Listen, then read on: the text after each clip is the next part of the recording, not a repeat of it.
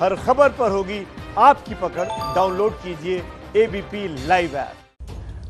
देखिए, SP, DSP, inspector समेत 7 पुलिसकर्मी सस्पेंड हुए हैं, लेकिन जो सबसे बड़ी बात है वो ये है कि दोनों पक्ष यानी वादी और प्रतिवादी, पीड़िता और जिसके ऊपर आरोप लगा है यानी कि जो आरोपी लड़के हैं उनके परिवार, सभी का नार्को टेस्ट कराया जाएगा। यानी कि टेस्ट कराकर ये पता किया जाएगा कि दोनों पक्षों में कौन सच बोल रहा है और कौन झूठ बोल रहा है। लेकिन एक और बड़ी बात है वो ये कि जिलाधिकारी को सस्पेंड नहीं किया गया। सरकार का ये कहना है कि इसमें जो प्राइमरी रिपोर्ट आई है उस प्राइमरी रिपोर्ट के आधार पर एसपी को और बाकी पुलिसकर्मियों को सस्पेंड किया गया, लेकिन जिलाधिकारी पर अब तक कोई कार्रवाई नहीं हुई है, ये कहना है उत्तर प्रदेश सरकार का। तो आपको बताएं कि नार्को टेस्ट होगा, डीएम सस्पेंड नहीं है। ये दो बड़ी बात भी है सस्पेंशन के अलावा, क्योंकि वादी और प्रतिवादी यानी कि पीड़िता के परिवार के पक्ष के जितने भी लोग हैं जो इस मामले में सीधे तौर पर शामिल हैं, और इसके अलावा जो जिन लड़कों के ऊपर आरोप लगा है उस पक्ष से जितने जुड़े लोग हैं, सबका नार्को टेस्ट। यानी कि योगी सरकार अब इस मामले में नार्को टेस्ट के आधार पर यह तय करेगी कि कौन सच बोल रहा है और कौन झूठ बोल रहा है। तो ये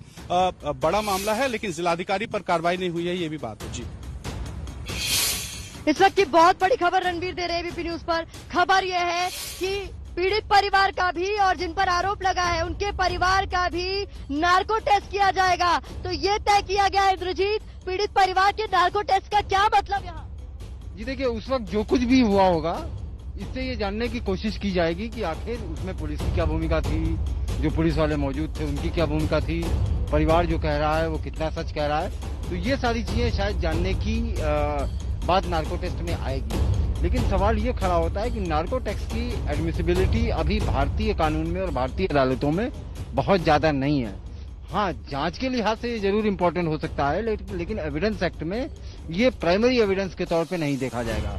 तो पुलिस जो जानने की कोशिश कर रही है, कम से कम ईमानदारी से यहाँ जांच कर ले तो बिना नार्को के उसको सारी चीजें मिल जाएंगी। प्रियंका चतुर्वेदी भी हमारे साथ जुड़ी हुई। इंद्रजीत, कुछ और सवाल भी आपसे पूछूंगी। प्रियंका चतुर्वेदी जी, दिन में भी आप मेरे साथ जुड़ी हुई थी। मैं प्रतिमा बात कर रही हूँ, ग्राउंड जीरो पर अभी भी मौजूद हूँ। एबीपी न्यूज की तरफ से अंदर जाने की पुरजोर कोशिश कर रही हूँ, नहीं जाने दिया जा रहा। लेकिन इस मामले में अब ये खबर आ रही है कि कुछ पुलिस कर्मियों को सस्पेंड कर दिया गया है। पहला सवाल तो ये मैम, इज इट इनफ?